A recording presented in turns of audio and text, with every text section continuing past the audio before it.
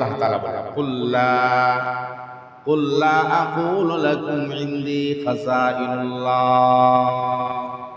হে নবী, আপনাকে তো মানুষ এমন মনে করে, আপনি বলে দেন, আমার কথাগুলো শোনায় দেন। কুল, হে নবী আপনি বলে দেন, লা আকুলু লাকুম ইনদি খাযাইনুল্লাহ, আল্লাহর ধন ভান্ডার আমি নবীর কাছে না, আল্লাহর কাছে আছে। কুল লা আকুলু লাকুম ইনদি খাযাইনুল্লাহ ওয়ালা আ'লামুল গায়ব, আমি গায়েব জানি না। হাজির নাজির দয়াল নবী সব জায়গায় আছে, আলিমুল গায়েব সব জায়গায় আছে। আল্লাহ বলতেছেন বইলা দেন আমি গায়েব জানি না। হযরত হালিমাতুস সাদিয়া রাদিয়াল্লাহু তাআলা আনহা বলেন, আমি যখন মুহাম্মদকে নিয়ে গেলাম, বহুত বড় ইতিহাস, মুহাম্মদকে নিয়ে যখন গেলাম, যাওয়ার পরে আমার একটা স্তন মুহাম্মদকে দিলাম, আমার শিশু তো আরেকটা আছে, কারণ শিশু ছাড়া তো দুধ আসে না। আরেকটা শিশু আমার বাচ্চা আছে, মুহাম্মদকে আমি একটা স্তন দেই, কিন্তু আরেকটা স্তন আমার সন্তানের জন্য রাখি। আমি কোনো সময় মুহাম্মদকে একটা স্তন থেকে আরেকটা স্তনের দিকে নিয়ে যাই, অথচ দুধ ভরপুর আছে, মুহাম্মদ এই স্তনের মধ্যে মুখ লাগায় না। মুহাম্মদ শিশু অবস্থায় তার ভাইয়ের হক বুঝে ফেলেছে। সুবহানাল্লাহ বলবেন। আল্লাহ তাআলা বলেন কুল্লা আকুলু লাকুম ইনদি খাযাইনুল্লাহ। হে নবী, আপনাকে তো মানুষ এমন মনে করে, আপনি বলে দেন, আমার কথাগুলো শোনায় দেন। কুল, হে নবী আপনি বলে দেন, লা আকুলু লাকুম ইনদি খাযাইনুল্লাহ, আল্লাহর ধন ভান্ডার আমি নবীর কাছে না, আল্লাহর কাছে আছে। কুল লা আকুলু লাকুম ইনদি খাযাইনুল্লাহ ওয়ালা আ'লামুল গায়ব, আমি গায়েব জানি না। হাজির নাজির দয়াল নবী সব জায়গায় আছে, আলিমুল গায়েব সব জায়গায় আছে। আল্লাহ বলতেছেন বইলা দেন আমি গায়েব জানি না।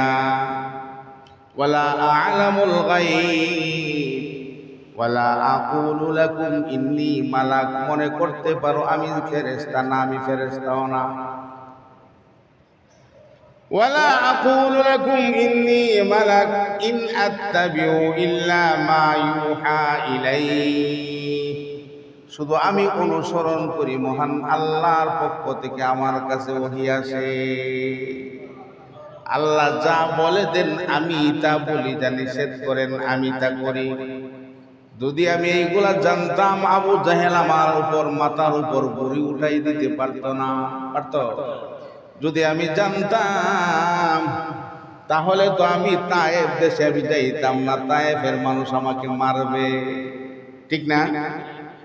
তায়েফ আমি গিয়েছিলাম মনের আবেগ নিয়ে, তায়েফবাসীরা যেহেতু হালিমাতুস সাদিয়া রাদিয়াল্লাহু তাআলা আনহার দুধ পান করেছি, তাদের সাথে আমার ভালো সম্পর্ক আছে, তায়েফের মানুষ আমাকে হটায় দিবে না। আমি তাদেরকে দাওয়াত দিলে তারা গ্রহণ করবে। আমি যদি জানতাম তাহলে আমি তায়েফ দেশে যাইতাম না, তায়েফ দেশে তো আমার মায়ের খাইতে হবে, ঠিক না? আমি হাজির নাজির যদি হতাম কখনো যাইতাম না, আলিমুল গায়েব যদি হতাম তাহলে কখনো যাইতাম না। আল্লাহ বলেছেন কোরআনে, নবী গো আপনি হাজির নাজির না, আপনি আলিমুল গায়েব না, এটা সবাইকে পরিষ্কার করে দেন। যদি কেউ আলিমুল গায়েব নবীকে বলে, যদি হাজির নাজির নবীকে বলা হয়, কোরআন বিরোধী হয়, আল্লাহর রাসূলের হাদিস বিরোধী হয়। কোরআন বিরোধী হাদিস বিরোধী হলে ঈমান থাকেনি। এই কথাগুলা বুঝাইতে গেলেও বুঝতে চাইব না যারা ওই দলের লোক, ঠিক না? যারা ওই দলের লোক তারা বুঝতে চাইব না। আল্লাহর নবী ওনার মা বলেন, মিলাদুন নবীর কথা শুধু শোনা যায়, আলোচনার করার বিষয়, সিরাতুন নবীর আলোচনা করার বিষয় না, পালনীয় বিষয়। তাহলে এখন আসুন, মিলাদুন নবীর কিছু আংশিক কথা বলা হলো, উম্মতের জন্য করণীয় না, করণীয় উম্মতের জন্য করণীয় না, শুধু শ্রবণ করার বিষয়, বলার বিষয়। সিরাতুন নবী হলো আমাদের নবীর গোটা 63 বছরের জিন্দেগির বিষয়। এটা সিরাতুন নবী। সিরাতুন নবীর মধ্যে আবার 3 ভাগে বিভক্ত। কয় ভাগে? 3 ভাগে বিভক্ত। একটা হলো কাবলান নবুয়া, নবুয়তের পূর্বে, আর একটা আর 2 ভাগ হলো নবুয়তের পরে। কাবলান নবুয়া হলো 40 বছর। কয় বছর? 40 বছর পর্যন্ত নবী কোনো নবুয়তের দাওয়াত দিতে পারে নাই। নবী ছিলেন, তারপরে নবীর উপর হুকুম আসে নাই। আসে নাই। এই জন্য কাবলান নবুয়া হলো 40 বছর। এই 40 বছরে নবীর আমল আখলাক দেখে মক্কাবাসীরা সবাই আল্লাহর নবীকে আল আমিন বলতে বাধ্য হয়ে গেছে। সুবহানাল্লাহ। সবাই বলে আল আমিন, আল আমিন, আল আমিন। আল্লাহর ঘর নতুন করে বানাচ্ছেন, এমন সময় দেখা যায় আল্লাহর ঘরের পাথরটা খুলছেন। পরিপূর্ণ যখন হলো, আল্লাহর ঘরের কোণার মধ্যে পাথরটা লাগাবেন। পাথর কে লাগাবেন? কেউ তো কম না, কোনো গোষ্ঠী তো কম না। তাদের নেতারা প্রত্যেকেই ক্ষমতাবান। এক কই আমি লাগাবো, কুরাইশ কই আমি লাগাবো। এরকম ভাবে 4 গ্রুপটা হয়ে গেছে, 4 দল হয়ে গেছে, 4টা বংশ হয়ে গেছে, শক্তিশালী বংশ। কে লাগাবে মারামারি? আল্লাহর নবী বলেন আগামীকাল সকালে আপনারা আসবেন, পাথর কিভাবে লাগাবে, কে লাগাবে সিদ্ধান্ত হবে। আল্লাহর নবীর কথাটা মেনে নিলেন। কেন মেনে নিলেন? নবী শিশু থেকে নিয়ে এই 40 বছর পর্যন্ত নবীর কাছে কোনো অন্যায় অবিচার কোনো কথাও পাওয়া যায় না, আখলাকও পাওয়া যায় না, কোনো কিছু নেই। এত সুন্দর মানুষ তারা কোনোদিন দেখে নাই। তাদের মুখেই ডিক্লার দিয়েছেন মুহাম্মদ আল আমিন। শিশু অবস্থার অবস্থা শুনেন। হযরত হালিমাতুস সাদিয়া রাদিয়াল্লাহু তাআলা আনহা বলেন, আমি যখন মুহাম্মদকে নিয়ে গেলাম, বহুত বড় ইতিহাস। মুহাম্মদকে নিয়ে যখন গেলাম, যাওয়ার পরে আমার একটা স্তন মুহাম্মদকে দিলাম। আমার শিশু তো আরেকটা আছে, কারণ শিশু ছাড়া তো দুধ আসে না। আরেকটা শিশু আমার বাচ্চা আছে, মুহাম্মদকে আমি একটা স্তন দেই, কিন্তু আরেকটা স্তন আমার সন্তানের জন্য রাখি। আমি কোনো সময় মুহাম্মদকে একটা স্তন থেকে আরেকটা স্তনের দিকে নিয়ে যাই, অথচ দুধ ভরপুর আছে, মুহাম্মদ এই স্তনের মধ্যে মুখ লাগায় না। মুহাম্মদ শিশু অবস্থায় তার ভাইয়ের হক বুঝে ফেলেছে। সুবহানাল্লাহ বলবেন না? এই কথা যদি বলতে যায় অনেক বড় লম্বা আলোচনা। আল্লাহর নবী সকলকে বলছেন এই পাথরটা নিয়ে আসবে। ওই পাথরটা রুমালের, ওই তোমরা আগামীকাল সকালে আসবে। আল্লাহর ঘরের এই কোণার মধ্যে হজরে আসওয়াদ এখনো লাগানো হয় নাই। পরের দিন সকালবেলা 4 দলের 4 বংশের 4 জন নেতা আসছে।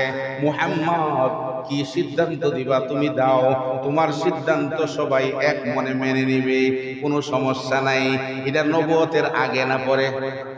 জোরে কোন আগে? কত বড় গ্রহণযোগ্যতা! কেন এত বড় গ্রহণযোগ্যতা?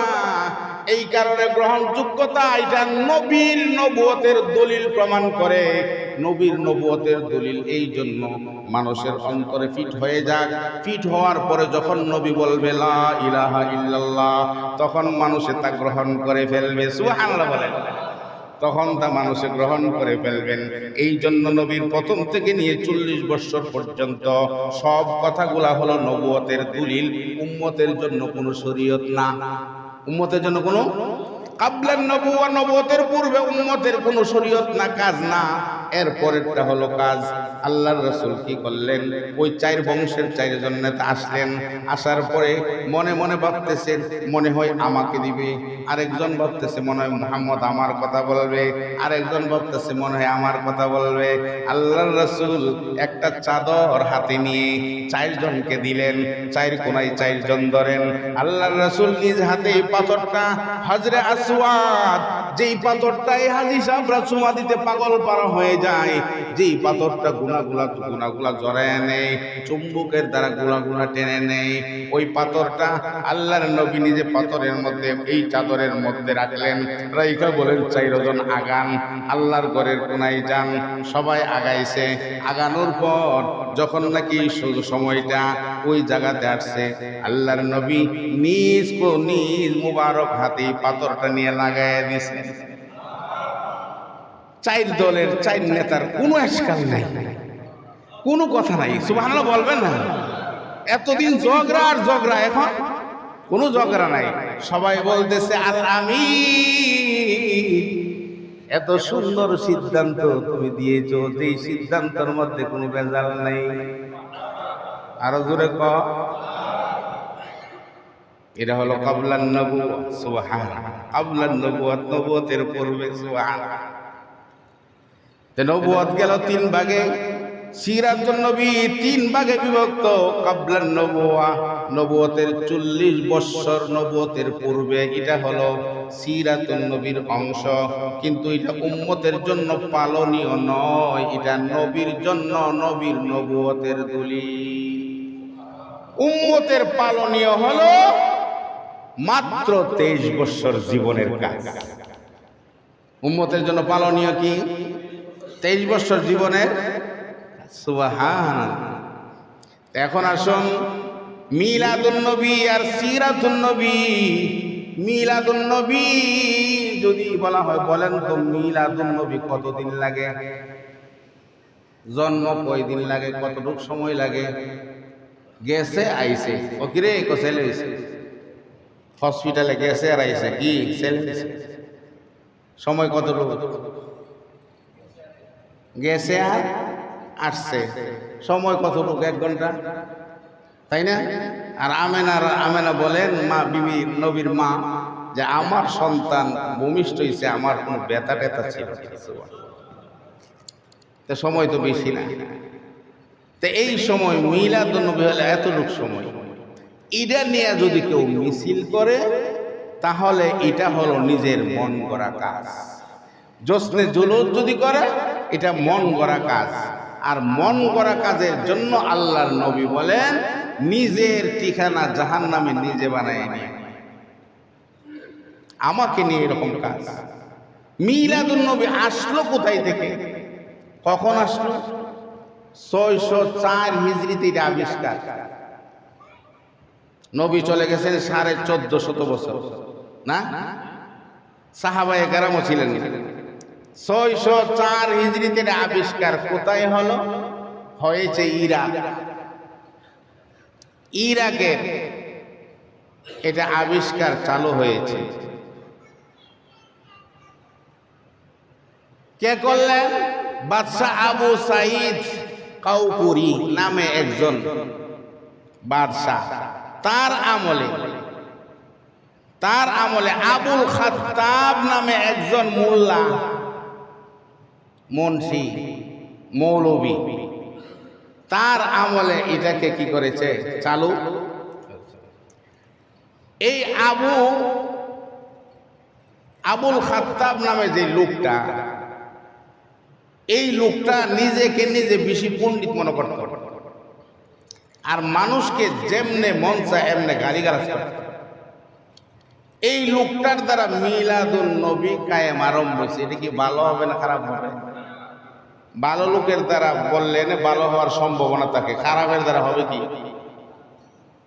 যদি লোকটা ভালো হয়, কোরআন সুন্নাহ বিরোধী হয়, এটা কি ভালো না খারাপ? তাহলে আবুল খাত্তাব নামে ওই মোল্লা ওই সময় আবু সাঈদ কাউকুরি নামে এই বাদশার সময়টা আবিষ্কার করছেন 604 হিজরিতে। খুব জাঁকজমক করে বাজনা বুজনা ফিটা এটা আরম্ভ করছে। যেমনে মনে চায় এমনি মানুষকে গালিগালাজ করত, বিশেষ করে আলেমদেরকে দেখতে পারত গালিগালাজ করত। তো এই লোকের দ্বারা কি ভালো জিনিস হওয়ার সম্ভাবনা আছে? হ্যাঁ যেরকম গালিগালাজ করত, মানুষকে দেখতে পারতো না, বরত্বতা করত। বর্তমান অবস্থায় যিনি বেদাতি আলেম, এটি কোরআন সুন্নাহ বাদ দিয়া হক্কানি আলেমদেরকে গালিগালাজ করে কিনা? আল্লামা আহমদ শফি রহমতুল্লাহি আলাইহি উনাকে কঠিন গালিগালাজ করত। আল্লামা নুরুল ইসলাম ওলিফুরি দামাত বারাকাতুহুম কঠিন গালিগালাজ করে। বড় বড় হক্কানি উলামায়ে কেরামকে গালিগালাজ করে। হক্কানি উলামায়ে কেরাম কোনদিন এদেরকে গালিগালাজ করে? তার প্রমাণ হলো যে এই যে সূরাটা আসছে, এটা কোরআন সুন্নাহর বিপক্ষে আসছে, আর যারা গ্রহণ করছে এরাও এরকম মন মানসিকতার লোক। এই জন্য মানুষকে গালিগালাজ করা ছাড়া তারা ওয়াজও হয় না। আবার ওয়াজ করতে যায় এমন ভাবে বলে, সবাই কলিজা সিরা যা কয় কি, আল্লাহর রাসূলের দিয়া আল্লাহ গেল গায়ে বইয়া। ইমান কেমনে যা দেখে, যারা হা হু করতেছে এদের ইমান শেষ। আল্লাহর রাসূলরে দিয়া আল্লাহ গেল গায়ে বয়া, রাসূলের দন খাজারে দিয়া রাসূল গেল গায়ে বয়া। খাজা আল্লাহর দন পায়া বইছে খাজা আজমিরি, কেউ ফিরে না খালি হাতে খাজারে দরবারে। আর সবাই ও ও ও, কেউ বলে ফিরে না খালি হাতে খাজারে দর। আচ্ছা আপনারাই বলেন, খাজার দরবার থেকে খালি ফিরে না, খাজার কোনো ক্ষমতা আছে? জোরে বলে। খাজার যদি পুরা দুনিয়ার মাল সামান টাকা পয়সা থাকে, তারপরেও খাজার কোনো ক্ষমতা নাই খাজা কাউকে দেওয়ার। দেওয়ার মালিক একমাত্র কে? সর্বপ্রথম যখন কইছে আল্লাহর দন রাসূল রে দিয়ে আল্লাহ গুলো গায়েব হয়ে, আল্লাহ কবে গায়েব হয়েছে? আর আল্লাহ বলতেছেন সমস্ত মুলকিয়তের রাজত্বর মালিক আমি আল্লাহ। এটা আল্লাহ কোনদিন ছাড়ছে?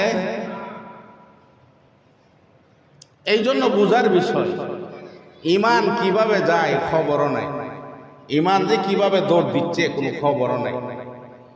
তাহলে বুঝতে পারলাম মিলাদুন নবী যারা করতেছেন এরকম ভাবে জশ্নে জুলুস যেভাবে মিছিল করতেছেন, এরা কোরআন সুন্নাহ বিরোধী। এদের সাথে একত্রতা ঘোষণা করলে আমিও হয়ে যাব কোরআন সুন্নাহ বিরোধী। আর কোরআন সুন্নাহ বিরোধী লোকের জান্নাতে কোনোদিন জায়গা হবে? তো ঈমান নিয়ে চলে যাবে, ঈমান পা। আল্লাহ আমাদেরকে বুঝার তৌফিক দান করেন। সিরাতুন নবী, সিরাতুন নবী নিয়ে মূল আলোচনা। 40 বছরের জিন্দেগি, এটা হলো নবী নবুয়তের দলিল ছিল। আর 40 বছর পরে যে 23 বছর জিন্দেগি, এটা হলো উম্মতের জন্য দলিল এবং শরীয়ত, এটা মানতে হবে। এই যে আবার দুই ভাগে বিভক্ত। একটা হলো মক্কি জিন্দেগি, আর একটা হলো মাদানী জিন্দেগি। মক্কি জিন্দেগি ছিল 13 বছর, মাদানী জিন্দেগি 10 বছর। এখন মক্কি জিন্দেগির আলোচনা, মাদানী জিন্দেগির আলোচনা। এই আলোচনার সার অংশ যা, এইগুলা হলো নবী আল্লাহ যেভাবে বলছেন নবীর তরিকা মতে গোলাম হয়ে যাও। আর গোলাম হলে আল্লাহর সমস্ত সৃষ্টজীব তোমার গোলাম হয়ে যাবে, আর তোমাকে আল্লাহ আল্লাহর তৈরি জান্নাত পুরস্কার।